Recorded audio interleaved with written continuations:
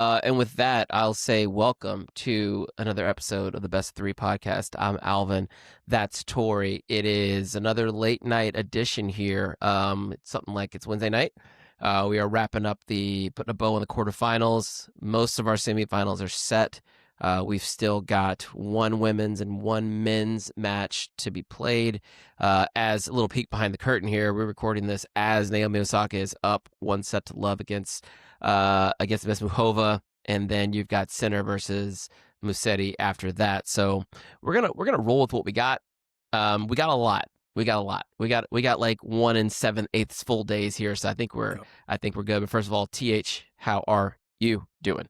Brother, I'm good. Very, very excited to talk about some of today's matches. As I was saying on the outset, as we were doing the countdown, I just feel like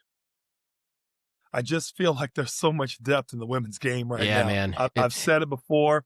I'm saying it again. I want to give a quick shout out to all my fellow USTA coaches all around the country. I had to post a pic. If you can kind of see some of it, I'll give some of them a little bit of I saw that picture. I saw Melanie O'Den posted some of those pictures online this week. Melanie was right there with us. A lot of my fellow kin. I had to put on the shirt today and had to make sure I represented everything in obviously in the fashion of U.S. Open. But a quick shout out to all of you. Miss you guys already, and can't wait till next year, if not sooner.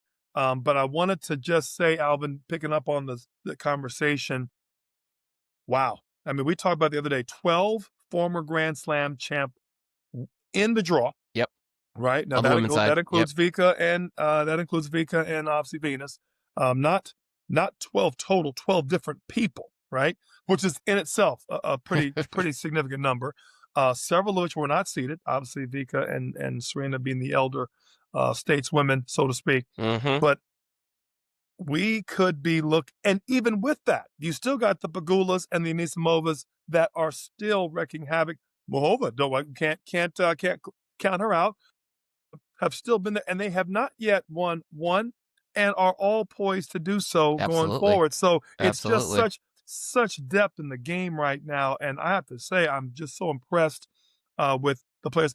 Those of you who've been listeners for a while know how much I'm a big fan of Amanda. I've been talking about her for the last 6-7 months now, from when she played girls 12s. I remember how good, how clean her strokes were. I've seen a lot of the players who have come through over the years, Katie Volley-Nets and others that have just continued to just become very good tour players.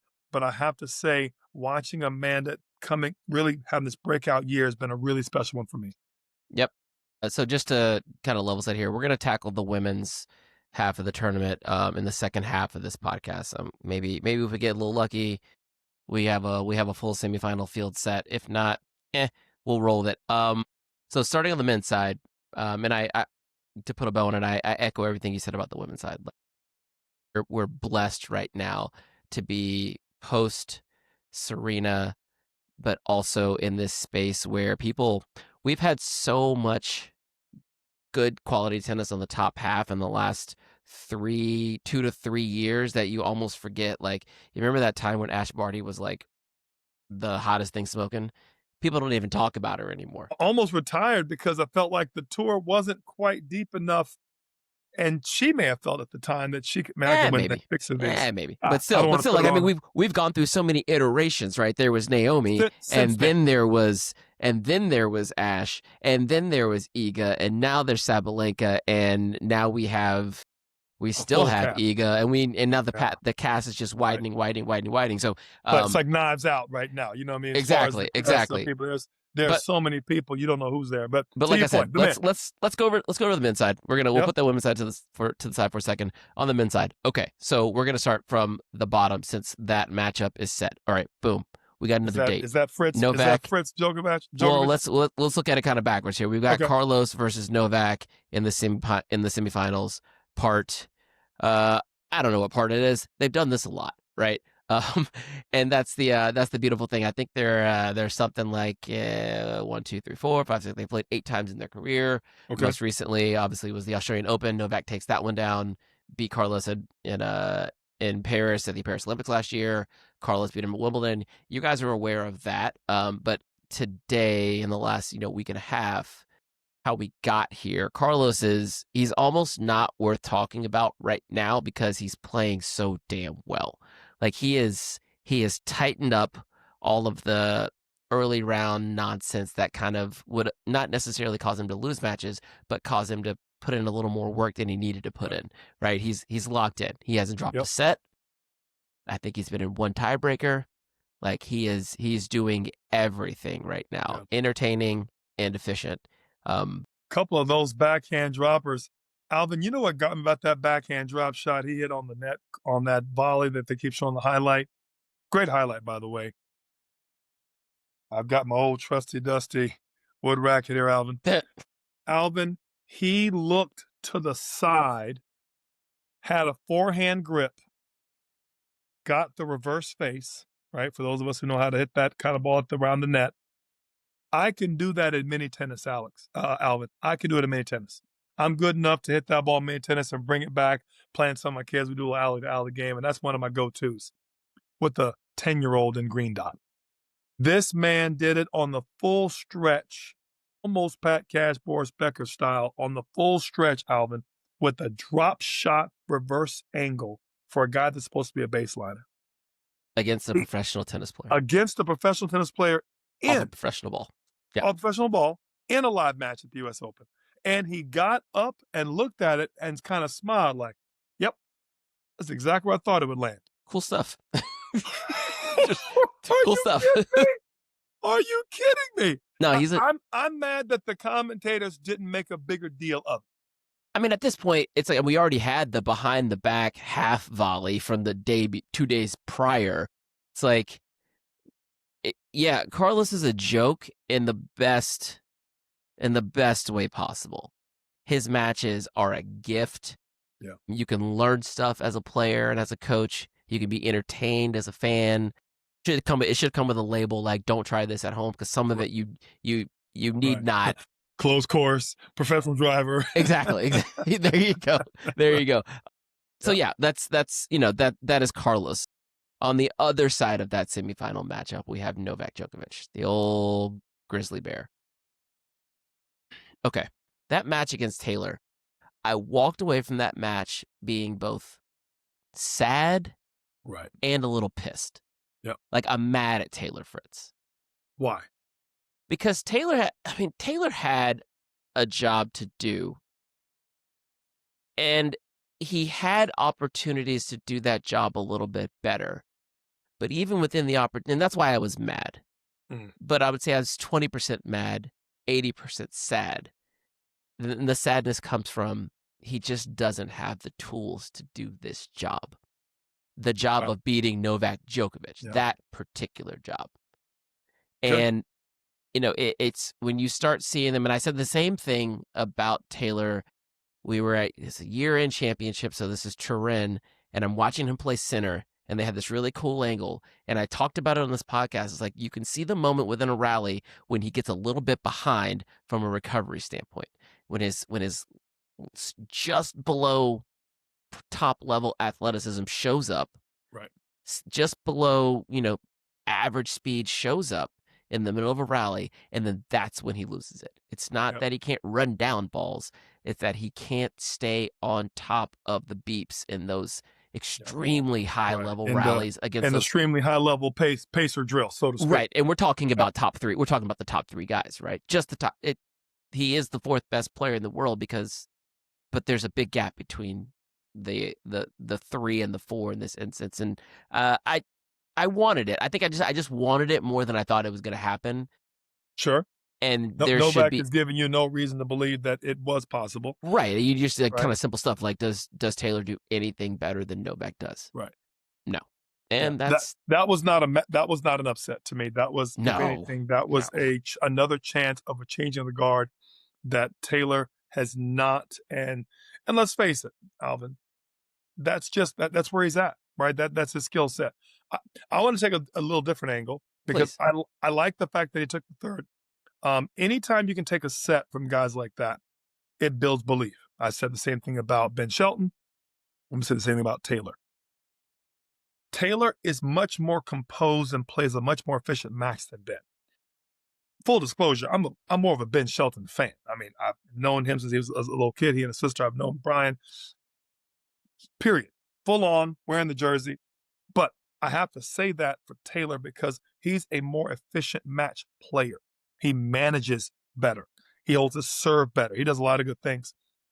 At his point in his career, he's a little older than Ben. He just plays a little more professional. There were times in that match that I felt like I wanted him to dig deeper. I think he wanted to dig deeper, and he didn't. One of the points on that little short drop, and he tried to lob him instead of really taking it to him. He could have hit Novak, and quite frankly, he probably looking back on it, probably should have. Or at the very least, ripped it at him and ripped it past him, and just to show him, buddy, I have to beat you. I have to beat the man to be the man. And right now you're in my way, right? And I felt like that was an opportunity squandered. That point is, in a sense, a microcosm of where he is in the tour. He's trying to truly break into, not just numbers-wise and numerical ranking, he's truly trying to break into being the top 4, top 3 best tennis player in the world with his goals. And he has a chance to knock off the old guy. And he didn't, couldn't, some may say won't, and at least at this point in his career with a healthy Novak. And all I saw was another chance, was another, 3 or 4 years ago, Wimbledon, when he was playing Rafa. So but it also tells me, Alvin, and we said this a little bit, I'm going to dip my toe in the water with the girls game again, with Venus playing, was it Peyton Stearns? You're playing a 24-time Grand Slam champ. This guy knows how to win matches. Yeah. How many matches has he won on bad days, Alvin? How many matches has he won not feeling 100%? He knows that you can't take it from him. And he knows that better than anybody.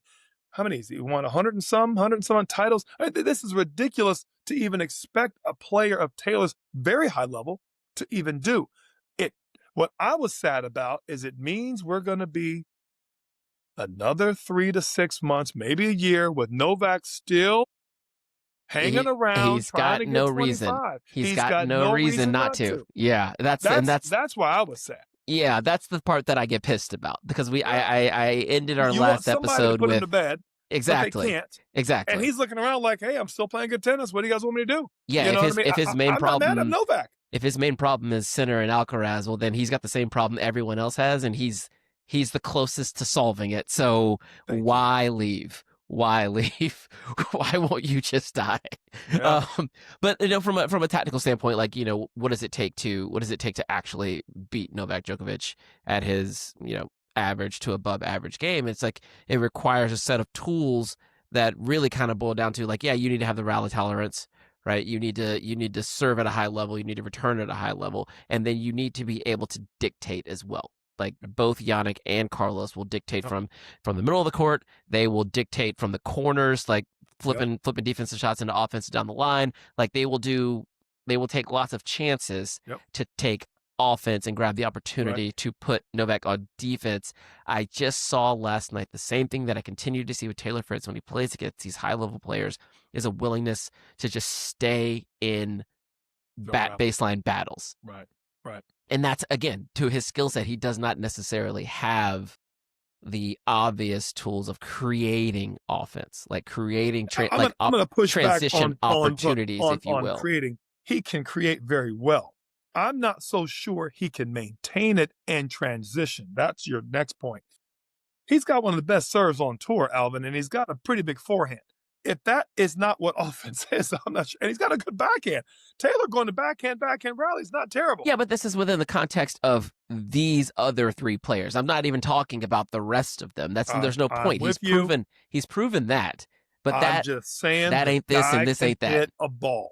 Oh yeah, sure. You know my problem with Taylor is he has not brought out something else, be it the dropper, be it the swing and volley, be it anything. You know what Novak did to him about 7, 8 times last night, Alvin? You saw it. He served and volleyed. Yep, Novak will do that. 24 Grand Slams pulls out their game C on you and says, oh, let me try this on you real quick. This is what I've been working on in my spare time.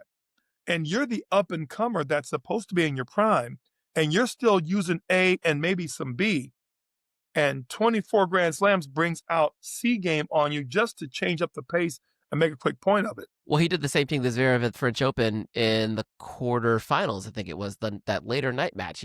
He would just like, okay, if you're going to stand back there, I'm just going to serve volley. I'll drop here. You're so far back, it's not going to matter.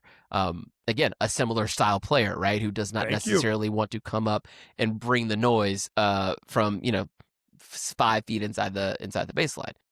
My issue from a coaching standpoint is he has a more well-rounded game and is older than the people that should be pushing him out.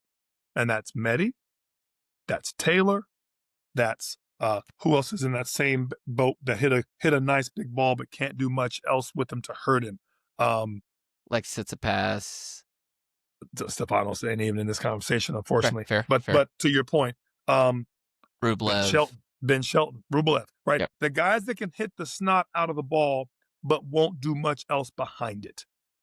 And I'm going to put Medi first on that list because he's been there. He's beat him before. He's been in finals before. And so you got to come away from that quote unquote Super Bowl saying, we got our butt kicked. What are we changing? Right? What are we changing to add to the game the next year? What's my new iteration? What's my wrinkle that I'm bringing to the game? And I have not seen one from Medi, Zverev, or Taylor. And that's the issue I have is it's not there. I don't see any inkling of it coming, which to me tells me we're going to see more of the same. Yeah, it is what it is. And this makes me as excited as I am for you're sad. Exactly. That's all the sadness that I'm dealing with right now. And, as much as I'm excited about the depth and the future of the women's game, I feel the exact opposite. I feel like I just said this 2 nights ago, like the exact same thing. Like if it's not Taylor and it's not Zverev, like then who is it? Like I'm looking back, like what am I waiting for? Like Novak's gonna be doing this at 41 at this point. Like I sure hope not. I mean, but to your point, but fine, it's reasonable to. There is a little further down on the Novak thing. So this is 4 slam semifinals in a row, right? Had to pull out against Zverev in Australia, got beat by Sinner in French, got beat by Sinner while lame in Wimbledon, and now we're here again. Nice little bookend. Got Carlos one more time in the semi. So the comparisons, I heard this earlier today, and I wanted to kind of talk about it here. The comparisons kind of harken back to Serena post coming back from having her child. She made 4 slam finals after that time. This is very similar, but we know how Serena's quest ended. Is Novak fighting ghosts at this point? Like, I mean, even if we just look at him right now, like this, okay, let's look at this opportunity. Is what you saw from the night prior to his match against Taylor, is that, or anything that you've seen in the last week and a half, is that enough going against what he's got ahead of him tomorrow? No, not enough. Not enough. I haven't seen top flight Novak yet. No. We've seen it. I mean, not this week. I haven't seen it in this tournament. We've seen it. I think the tour's catching up to him. He's still that much better. I go back to the Miami match when he put the beat down on Dimitrov. To me, I haven't seen him play that high level of tennis. Quite frankly, I haven't seen Dimitrov play that high level tennis since the Wemby match against Sinner. You don't have day 7s very often, Alvin. And when that's top flight, that's your top. That is pushing through your ceiling. Okay? Of the 7 days a week, you will play day 7, maybe in a match 5-6 times a year total. You'll play god awful. Same number. Dimitrov showed that in those 2 sets against Jannik Sinner in whatever round that was, round of 16. 16, I think it was. Give or take. Was darn near untouchable, right? Serving big, smacking the tar out of the Literally forehand. served his arm off. Could not lift the thing even to shake hands. I mean, you know what I mean? That's how big he was serving and how big he was hitting the ball. Could not. Sinner had no answer. Unfortunately, not sustainable, not necessarily something he can do a lot. I saw him against Dimitrov, ironically, in that Miami Open. I'm saying this to you to say he didn't play that well the rest of the tournament. And while he's been in these semis, pulled out here, bending up here, we've seen some consistent tennis from Novak, Alvin. We have. Hence the hence four another semifinals and yeah, right. yeah. But what we haven't seen is his next gear, or we haven't seen that be enough against the top players. And once again, it has to be understood in context. These next two young gentlemen have said, by the way, Pops, we got next. And we're the next. We're you 15 years later, like you were that 5 years later with the Rafas and the Feds. And what you were doing 10 years ago is not quite enough. We've got an answer for that. I'll see you one and raise you one. And that's where we are. And we appreciate you being there because you've helped us to get to where we are. We now know. The rest of these guys don't know. We know. And that's where we are with Novak. And here's my problem, Alvin. It won't change. They will only get better at this. Right. And that's the part that is, I think, really good to hone in on. So like Sinner has had Novak's number, right, in the last 18 months or something like that. Like right. that seems more like than Alcaraz. Yeah, I mean that one is these guys play very, very similar game styles, and one of them is 15 years younger, or ish, something like that, right? Okay, that makes a lot of sense. The Alcaraz one, he beat Alcaraz in the Australian Open this year, and then won their prior two matchups before that. Both of those are 2 out of 3 sets. Obviously, Australian Open was 3 out of 5. That match was weird. I think we all remember it. Carlos gets up on him early. Beck pulls some of his dark arts, gets in Carlos's head a little bit, and then Carlos just kind of tailed off. Okay, that was in January, and then pulled out, and then pulled out in the next round. Right? Okay, so that's in January. I think we would all agree that Novak is at best that player, but more likely a 9-month down the road version of that player, like just a little bit slower, right? Carlos, I think we would all agree, is a little bit might better, be a year and a half better than he was in January, right? So, and he has showed no signs of anything to be concerned about in the last week and a half, in the last 3 months, right? 7 straight finals on the trot. He's looking better now, Alvin, than he looked in Wimbledon. Right, yeah. He's looking sharper now than Wemby, and it's Alvin, the guy's been at the net as many times as he's won points at the baseline. The guy is starting to work his game C, and that has to be a very solid understanding from coaches. Say, get into the net, so when you need to win some of these tougher points against Jannik, you know that you're comfortable with that. That's why he's coming in so much. He's coming in now. It's not practice match. It's not, these guys are very good tennis players. He's coming in now to get more reads, get more volleys, get more touches. But here's my point. He's coming in more, and he's good at it. So he's a year better than he was in Miami. And what do you call those slams? The golden sunshine double. The sunshine double. He's playing now a year and a half better than he was. He's playing better than Wemby. Played some great tennis in the French. Let's face it, got a little lucky. Alvin, he's a better tennis player right now. Yeah. And I think that's the rub. Like unless Novak can get himself into a situation where he can get inside of Carlos's head and start pulling those levers, it doesn't, in my tiny little brain, it does not make sense for this not to be 100% pseudo one-way traffic. Yep. Going towards the Spaniard. And I think we agree there. Let's bounce around a little bit. Not bounce around. We'll just move on. We're full disclosure. We're not getting to Sinner and Musetti, right? Because that match is happening. It's going to be done by the time this video's up, or if you listen to this on Spotify or Apple Podcasts. But you gotta talk about your boy Felix. Okay, let's okay. So Felix Auger-Aliassime 4 sets over Alex de Minaur today. Could have been straight sets. He had that first set. He outplayed Alex the entire match. He just got in his own way in that first set, but was able to pull it out in 4. Long time Felix believer here, and I'm not gonna lie. I let him go about 18 months ago. I was like, you know what? Maybe it just ain't gonna happen for him. Right. But I've watched him play qualifying matches in Miami. I watched him. I think this picture right here is right before he went on in 2019 Wimbledon.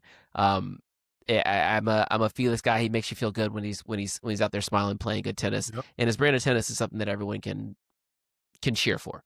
Yep. He does have an all court game, even though he doesn't Does. always put it Use it. together. Right? Yep. Yeah, yeah. Yep. So He's using it now. He's using it now. I mean, I don't. It's like Finally. it's so simple that I feel bad trying like I feel like I'm not explaining it properly when I'm watching him play. When I see him take down Zverev and I see him take down Rublev and I see him take down Minaur. I mean, this is two top 10 players, and then another perennial top 10 player. Right? Yep. He's had the toughest draw in this tournament. Really He's just mowing people down. He has. So he's dropped one set between the three of them. Yep. And juxtapose that with the same, I'm going to call it thin part of the draw for lack of a better term.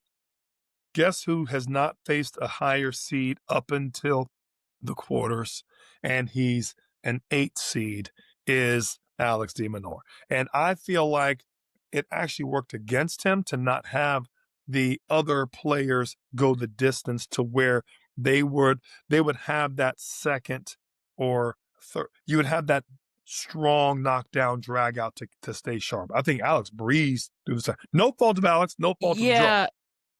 I don't think that. Okay, maybe in regards to what he came up against today, I think the best comp for that, best prep for that, would have been like probably Khachanov. If Khachanov plays true to seed there, he was the 9 seed and he gets their 8-9 matchup. That's a good sharpening for what he got today. Just saying, O'Connell, first round, Machizuki, second round, Altmaier, and he won that one was because Altmaier retired. Righty, however you say my man's name, from Switzerland. And now Felix. He didn't play a decent big name player, Alvin, until today. Right. Well, they didn't get there either. To your point. Right. Fair. And I'm saying no fault of Alex's and no fault of the draw. I only say it to say he didn't get much testing from any of the other players that you might want to play heading into this. And I quite frankly felt like that Felix was the benefactor of playing the matches he played. He's played Rublev. He's played Zverev. He's played Sabalenka. You know, without much mileage either. Like he got through those matches like efficiently, not 5-set dragouts. He's almost benefited from the toughness of the draw. That's what he's sharp. He was sharp, and he looked at the whole time, and it's like it was when we start talking about controlled aggression, like that is Felix Auger-Aliassime, like the internal struggle in his head. Like he has all the firepower you could ask for, except for apparently on the Jim Courier broke it down, like that backhand. Yeah. He hits it a little too risky, a little too much spin. Like he can't really drive out of that corner, so players know that they can kind of send a lot of action there. It's a safe place to go. I think he can counteract that playing against a player who plays a little flatter through the court, and by coming up a little closer to the baseline where he doesn't have to, swing as hard when you're that much closer to your target. But he was like in his safe zone like today, and like enough. I think in the first set, I think he had 11 on first errors on the forehand side alone with one winner, but yet he lost that set 6-4. Like he was right there, and he's similar on the error side in sets 2 and 3, but was able to start to strike the forehand and really kind of just chip away at Alex, chip away at him. Alex can be chipped away, and that's the unfortunate thing for where he's at, and that's why I think he's a perennial, I should say he's a max top 10 player, but not much more than that because he can be chipped away. Felix has always had pretty good game all around on everything, no real weakness. Thin on the backhand potentially, but he passes well, he hits on the run well, and he's pretty mobile before he got 6'4". So we've never had a problem with his options physically, with what he can do as far as court coverage. If anything, like Zverev, he tends to stay back a bit too long and doesn't necessarily use that same frame and that same 6'4" height to come forward enough to really make his presence known. And I think in this tournament here, what I've seen is a willingness to come forward, a willingness to take the step up, number 2, and then come in and follow it behind with the volley, as opposed to waiting. He suffers from a syndrome that a lot of my good passers have. They pass so well, they think everybody else has good passing shots too. So they never come in because it's like, oh, I would have passed you on that. Well, you might have, but others may not. And that's one of the reasons that kind of holds him back.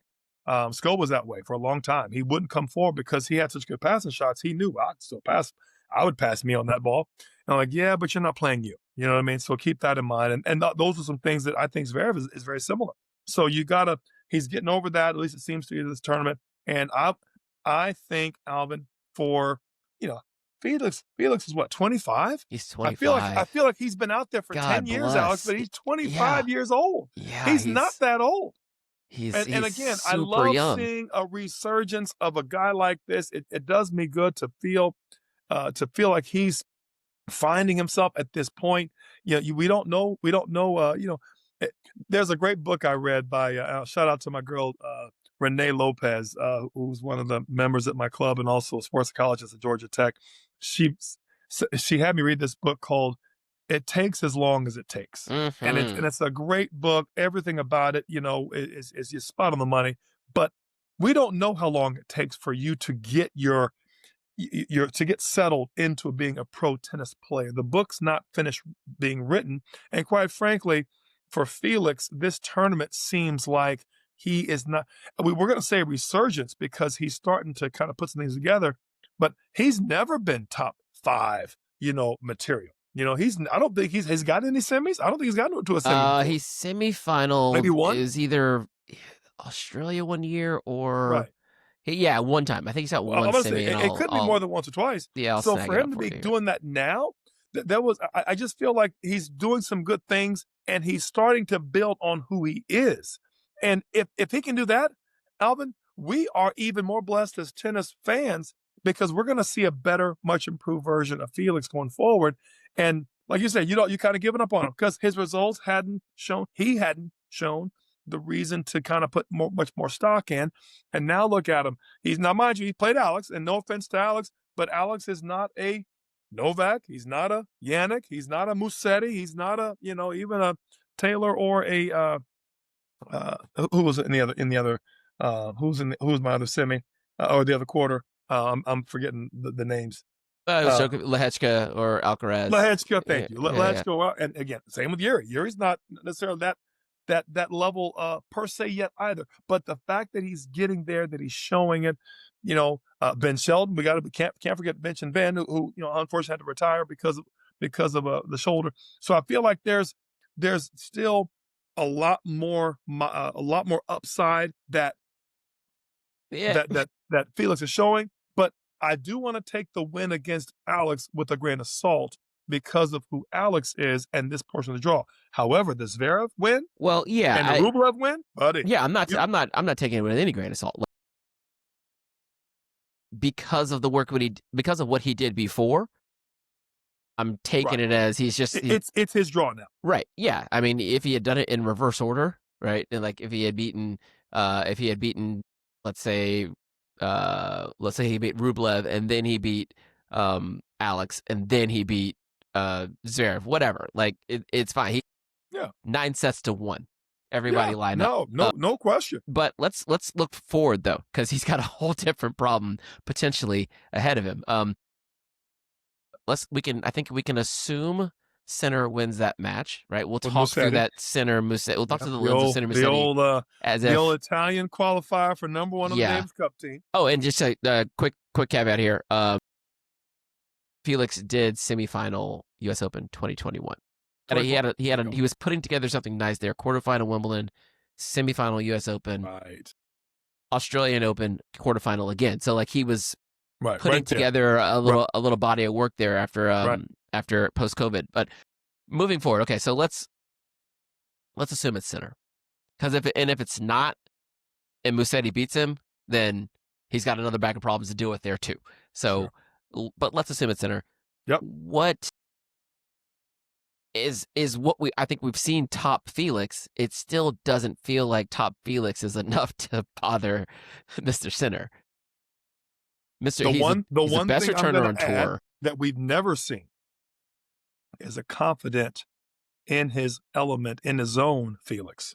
I've never seen it until this tournament. I've never seen Felix play this confident ever. He's playing like he knows who he is. I've never seen it. You may have seen it then. Even when he won before, I kind of felt like he got through that match. I didn't feel like he really believed it. Yeah. Alvin, he's not even loud when he's winning. It's almost a quiet determination. His fist bump is like, I got this. Right. And I have been more impressed with that than his game. So I'm with you. He takes a set off Sinner. He's in a space right now that he doesn't think he can't. And that's where you want to be. You want to be in a match where you say, you know what? I got a shot. I'm playing well right now. Yeah, and this 5 words. I'm playing well right now. If he's playing well right now, is Sinner going to be more than handful? 1,000%. But now we at least get to see Sinner play against a guy that might just be able to take a set off of him, and we might just start to see, can anybody start to close the gap? He's playing as well as anybody right now, Felix Auger-Aliassime, and that's what I like about it. There's something to be said about belief as well. Like, I remember when Felix was, I was going to say younger, like a few years ago, like 19, 20, when that cohort was hitting the scene. I remember Tsitsipas saying something like, yeah, I used to struggle with him in juniors. And you look back at their record, Felix owned him. And then when they came on tour, he just, like, even though I think Tsitsipas is a little bit older, he still continued to own him. It's like that old stuff did not die. Right. It's like, it doesn't matter what our rankings are. Like, you could be 3 in the world, I could be 20. It doesn't matter. I know you. I know you, bro. Yep. And you know me. Right. And so I say that to say, calm down, Browder. Yeah. Okay, look, this has nothing to do with anything. No one's gonna care. But shout out to Sawyer Duncan, who reached out to me last week. Yeah. Shot me a text message. SD Money, what is up? So glad that you're listening. I don't like to talk too much about people that you guys have no idea who they are, but Sawyer Duncan, one of my favorite juniors ever. We're gonna try to hit some balls next week. Yep. One of the guys I hit with knows him from Cherokee Club, so not Cherokee, probably the driving club. But yeah, I'm SD Money. SD Money. What up? I had to say it. The moment was just a classic Sawyer Duncan moment. Oh gosh, what up, Browder? Calm down, Browder. And I saw Michael Browder 2 weeks ago over at Marietta over at Shoemakers. I run into him at Lifetime. He coaches up there some mornings with a group of adults too. So that's still as tall and as funny as ever. Hitting that forehand clean too. So he's still pretty clean. Yeah, pretty clean. Anyways, I say, okay, back to my Felix point that I'm coming around to. Felix is 3-1 lifetime against Jannik Sinner. Now we'll take one of those out. That was a walkover, right? So let's call it 2-1. Both of those wins were in 2022. Jannik beat him this year in Cincinnati. Beat him pretty bad, 0-2. This is weeks ago, right? Yeah. Okay, that's recent. I still feel like there's some belief because I feel like Felix is just not naive, but like there's enough in there that goes, well, I beat him before. Right. I could do it again. Right. I think that matters. I think it matters, and the more of it, the better. The smarter you are, sometimes the more timid, the more you've already lost the match before you walk out there, right? I like a guy that's just I hate to use the word dumb. A little just dumb enough just to dumb think enough. just dumb enough to think that you can, a Dumb and Dumber. So you're saying there's a chance. You want to believe you have a chance. Yes. And all I'm saying, Alvin, I'm not predicting the upset. I'm just saying Felix is playing about as well as I've ever seen. He has more belief than I've ever seen. And I look forward to seeing the match. I also think those guys, quiet as it's kept, they want to get pushed and challenged too before they get to the other one to make sure that they're ready. They both know they're on the either side of the draw, and I think they both kind of understand they're probably going to be in the other person's final for the next several of the foreseeable future. That's just happening. I mean, no one else is threatening to take that part away. And I really feel like, if anything, Alcaraz has started to ramp up his version of, I'm ready for you next time, bro. Yeah. I'm happy that you won Wemby because I kind of stole one from you in the French, but that's about it. Now I'm back training, and I'm not so I didn't like you winning. I didn't like you winning that handily at Wemby. You know what I mean? Yeah, I was a little yeah. salty. I'm giving you credit because you earned it, and I realized that I got to get back to work. But make no mistake, I'm getting back to work, and I think I'm developing a little more than you have. And I really feel like this U.S. Open is Carlos's to lose because of the way he's playing right now. He's just playing at a higher level right now than Jannik. And I don't want to go too far ahead, but that's No, where that's fine. I'm at. That's fine. All right. Let's go no break. We're gonna just jump right over Done. to the women's draw. Oh, earlier today, Peg was able to take out. No, that was yesterday. Sorry, JPEG took out Krejcikova yesterday. Yep. She's had a good draw, Jessica, and she's done what you're supposed to do with a good draw, which is make light work of that good draw. Which she's done. Not spending a lot of time on court. She came out ready for the work yesterday. Barbora was a little slow to start, per the usual. Couldn't throw a serve into the service box, and Jessica put her foot on her throat and never took it off. There's a little bit of opportunity, like 2-1 in the second set, and Jessica weathered the storm, and she handled it. She looked like she had plans on being in the semifinal. For sure. And you can't take away the 2-3 setters that Krejcikova played. Yeah, I mean, Emma Navarro is nobody's good match. Taylor Townsend playing the tennis of her life right now, with a few match points, I might add, was a tough match to get through, emotionally as well as tennis-wise. And in my opinion, Krejcikova was already kind of coming down off that peak. She played darn well against Emma Navarro, Alvin, to really get through that match. Emma played pretty good. And I say it to say, she wasn't going to play a third match phenomenal. And JPEG caught her, handled her, and said, okay, you know what?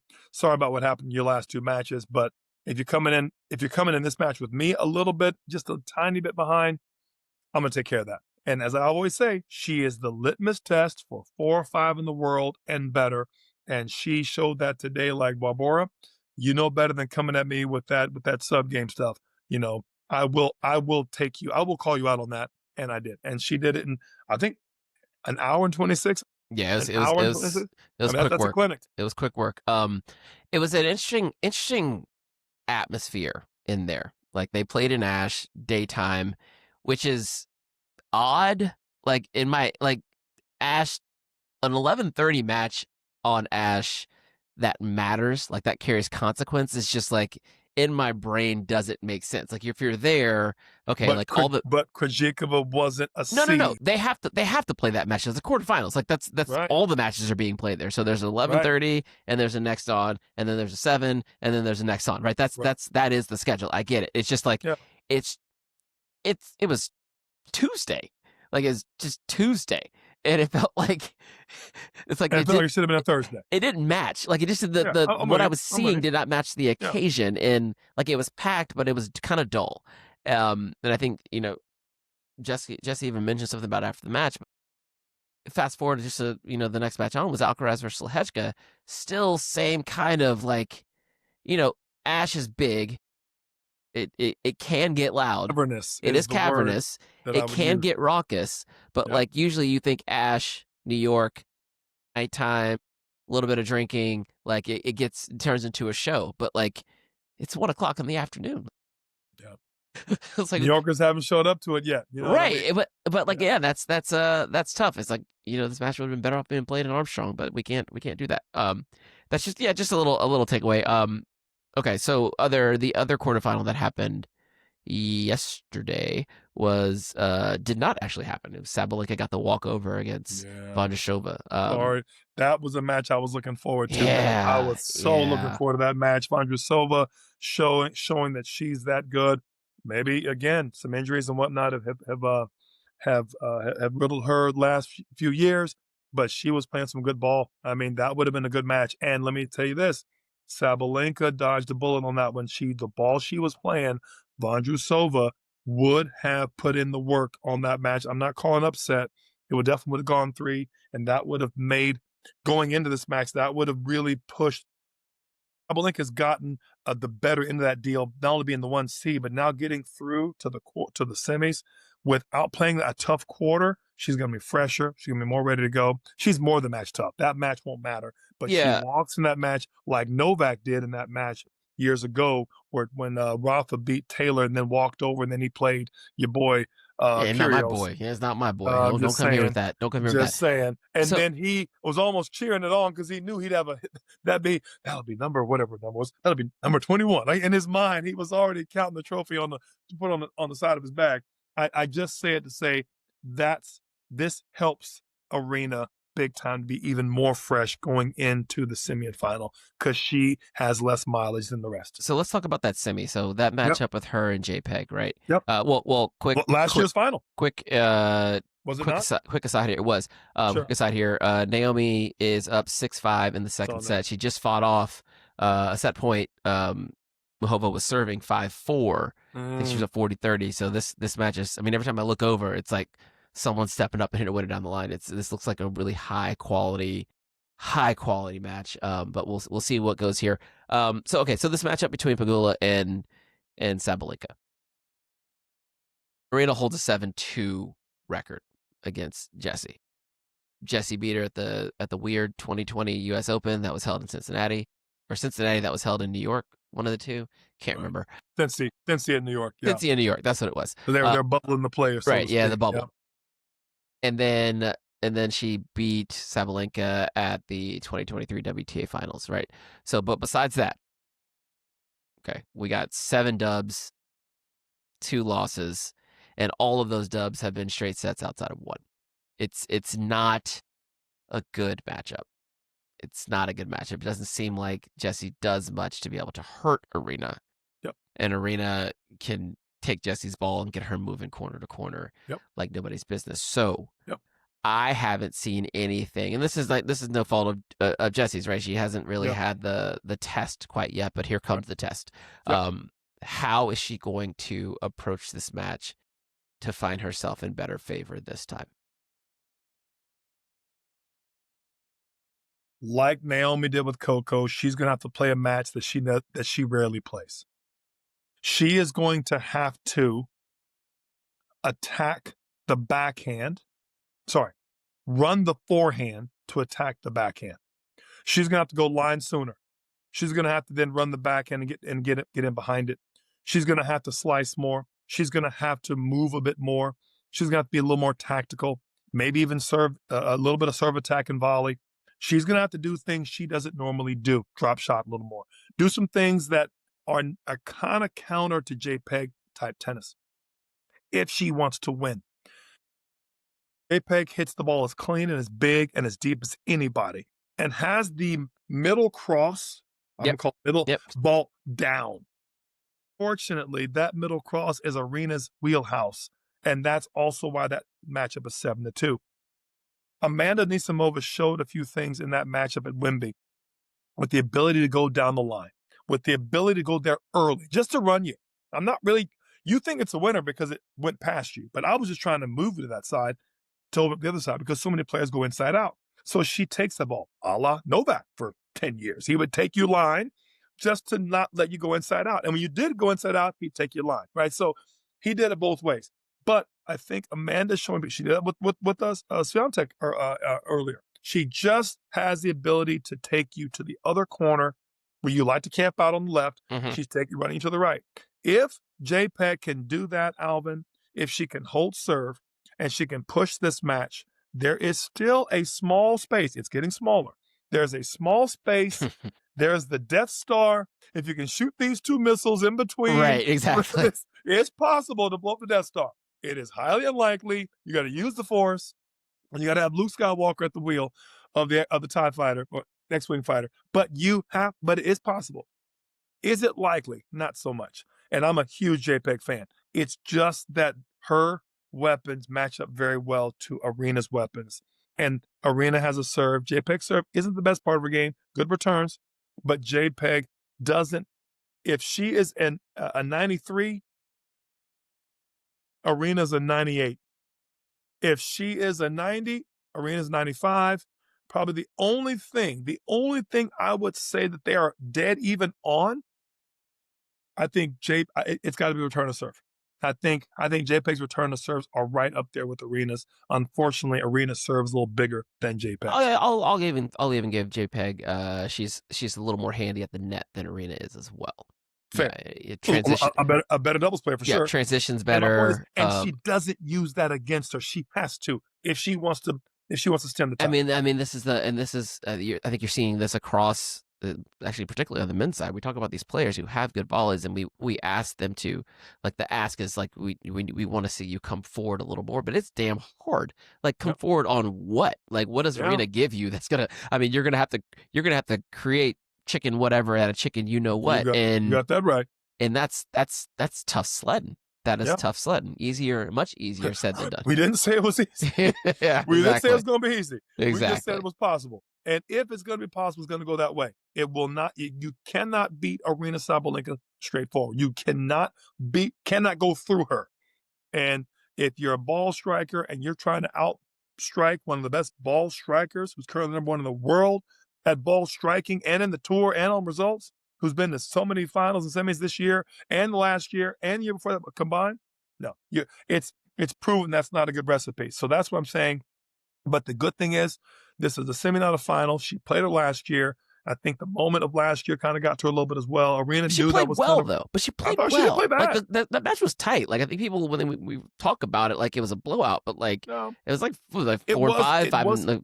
That's what I'm saying. It was straights though, and I give her credit. I'm only saying to have played her first final that well, I thought it was great. But I don't think she was ever a threat to win it. She was a threat to go 3. Is how I saw that match.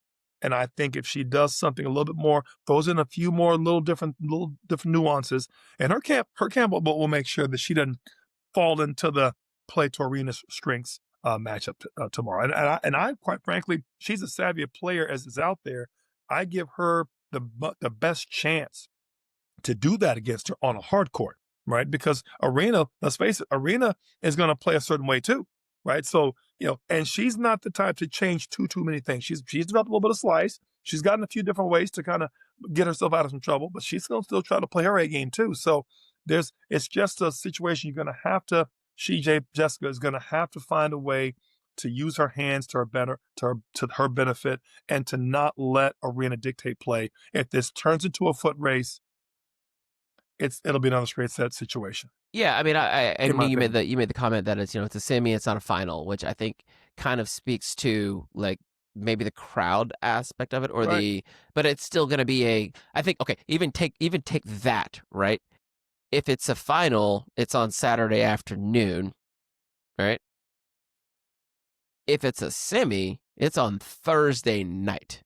It's tomorrow night. So now we're talking about a night match. Yep. We're talking about the same thing I talked about earlier, where you don't have the finals crowd. Semifinals crowd is going to be very, very similar, but it's at nighttime. A night crowd's always better than a daytime crowd. Exactly. And now we have the American, like she is of New York in some way, shape, or fashion. Go Bills. Yep. Go Bills. I like her. And now we take that, the combination of last time they played here in the final, it was 5-5. It's a tight match. Like, she was there. She was there. She's gotten through that, and now she's back again. Just saying. You're saying there's a chance. So you're saying there's a chance. I mean, there's definitely a chance. I can't come up with a good reason to say that it's clear cut. Right. Because it's not clear cut. 100%. It's not clear cut. Okay, we're gonna drift into this Anisimova Swiatek match. This last, and we talked about it a little bit in the open. Yeah, maybe I'll leave it there. Maybe I won't. So maybe you'll hear it now for the first time. But Amanda really stood up and showed her gangster today against Iga. That was a fun tennis match. Yeah. Like, hair on fire, like going for it. I saw, this is like a broken record, I saw Amanda Anisimova hit backhand winners from 4 feet behind the baseline down the line, and I was like, I mean, I had the same feeling that Iga had. Like, what the hell are you doing even going for that shot? I can't, let alone try to get there. Like, Iga's also 4 feet behind the baseline because they were just in a cross-court rally, and now she's running backwards diagonally. Yeah. Like, I can't get that ball. Yeah. and tactically probably a bad matchup for Iga to take her backhand so early cross court. But Alvin, where do you take a backhand early? Cross court. You see what I'm saying? And so again, to my point, Amanda has the ability, not just my favorite shot with the inside out backhand, she has the ability to take her backhand line off of darn near anything. Anything. And it just stretches you out. And Iga, like Coco can be a little thin on the forehand wing, and now you have to build your point from that forehand wing. Just good luck with that. Yeah, and I found that like I saw Amanda struggle just a little bit early on her in the forehand to forehand matchup. I think she was having a little bit tricky time squaring up Iga's ball, but then once she did, she was able to create depth off of it. Sometimes take it line, at least play that side neutral. To where she could get her, get opportunities to like work off that backhand side. And then even like, once you're working that well on that side, you start to get Iga leaning a little bit. And now the court kind of opens up for you. So it was so cool to see. Obviously the revenge match from the Wimbledon final. I think a level set more so than a revenge match. I'm going to call it a redemption match. Yeah, just like that's not me. She redeemed herself. Yeah. Iga, that wasn't Iga's fault that it was first time in the situation. But I will say this to say she was not herself, and we got to see the match we probably all wanted to see. And the fact that she won it was great. I just wanted her to go 3 and take a set. It showed that she was championship material. And I think she showed that today with the win against Iga, not that many weeks later. You know what I mean? So, that was really good to see. And quite frankly, as you know, I'm a huge Amanda fan. It's just one more very good player, in the women's side that's posing a threat. Yeah. And when you have that kind of sauce, Alvin, I think it's great. So I know you've been watching like me. Yeah, we got in the breaker. Triple. We got match point number 2 here. She's Muchová serving 3-6 down in the breaker. 6-3 in the breaker for Naomi. Yeah, we can string this bad boy out until at least this tiebreaker's done. I think one of the awesome things about Amanda, asserting herself in this conversation, like she's still getting better within the course of the season. And I think because she's managing her schedule so well, like after Wimbledon, she didn't go and play Canada, took that time, created a true like training block for herself. And I swear, like over the last 6 months, every time I see Amanda Anisimova, she looks like she's in better shape than the last time I saw her. Right. And like and healthier, to your point, able to play these tournaments through the distance. Yeah. And that's been happening since she went earlier this year, Alvin, Qatar maybe. Yeah, one of the tournaments in whatever. Yeah. But Alvin, I'm going to say this: it's what's been so good to see is her mental, right? Her mental progression through. She came in this tournament talking about, I don't set any expectation on myself. I just look what happened to me in Wimbledon. You all saw that, and I have learned from that. How many players do you know, Alvin, that come back after an 0-0 beatdown in the final, where you're almost embarrassed, and you say that in the press conference, basically like, this was embarrassing. I just want to apologize. I was not myself, but you know what? I'm going to get better, and I'm going to come back, and you will see me again. And meant it, almost apologetically meant it. Like, this was not my best tennis, and hats off to the champion. She deserves every bit of it. But you know what? I wasn't myself, and then. How do you think she was waiting for this day, Alvin? Do you think she was waiting for redemption? Absolutely, she was ready to go from coin toss. Like it was, and that's what I was so impressed with this match today. Was she didn't play too big, didn't look like she was going for too much. Stayed in the moment and just played the ball she needed to play. That match went back and forth. They had a bunch of match points there toward the end. She had a couple that kind of slipped through her fingers. Would have been very easy to get mental there. Stay the course, finish, as you like to say, Alvin, finish the drill. Finish the drill. And Amanda Anisimova is a gangster, right? She's not like the rest of them. She rolls solo, like she keeps a small crew. She's not about the nonsense, like Freehold Township, New Jersey, stand up. Like she's not here for anyone's nonsense whatsoever. And I think it's really cool to have a character like that who's like in the fold and in the conversation, and she's also only 24 years old. right? Like that's a kicker, right? She's also Yep. only 24 years old, and she was one of the best juniors. One of our best junior prospects, coming out of junior tennis 6 years ago, 6 7 years ago. So Yep. like she's not a nobody. She's not out of like she has been bred for this. Yep. She has the pedigree for this. She believes that she has the pedigree for this, and Agree. now life is allowing her to like she's in a point in her life where she can really like go for it. And like what is I mean she's 5'11". Like she's 5'11", bro. it's not a little girl. Like she is No. that is a tall woman, like, and hits a big ball. And like when she comes up against the Igas or the Sabalenkas, like she's not scared like at all. Like yeah, she doesn't move as well as Iga does, and I thought that was going to be an issue today. Sure. But rock paper scissors, like I don't move well, hit it big, like whatever. Deal with that problem. Right. You Deal with move that great, but don't hit it big. So right. last time I checked, you and me are the same. Exactly. So when we're talking about big hitters, Naomi Osaka did just wrap up this match against Muchová. So we've got Osaka versus Anisimova Yeah. tomorrow. And that's gonna be that's the highlight reel, bro. What a nice little semifinal slate we have That on is a gonna Thursday be evening. pretty good tennis, bro. Pretty good tennis. Pretty good tennis. No nonsense. No nonsense tennis. I want to make one small comment for my girl Coco Golf, because I feel like we have to mention her with the year she's had. We have a semi, Alvin, without Iga and without Coco, and that only makes it for better tennis the rest of the year in the Asia swing, and obviously the rest of the championships at the end of the year and for next year. And you got to keep your head on a swivel, because there are 6 more players between Vondrousova, Krejcikova, Rybakina, Taylor Townsend, that are going to be coming in to the mix that you hadn't expected. We hadn't even talked about Freck and Lynette and other top 20 players that are continuing to do the work. We're talking Padosa getting back healthy. We're talking about new ones that are kicking down the door saying, oh, you forgot about me. I ain't going nowhere. And now you got a resurgent Naomi Osaka, and you've got I'm finding myself, and oh, by the way, I found it. You know what I mean? Call up the search. I found myself, with my girl Amanda Anisimova.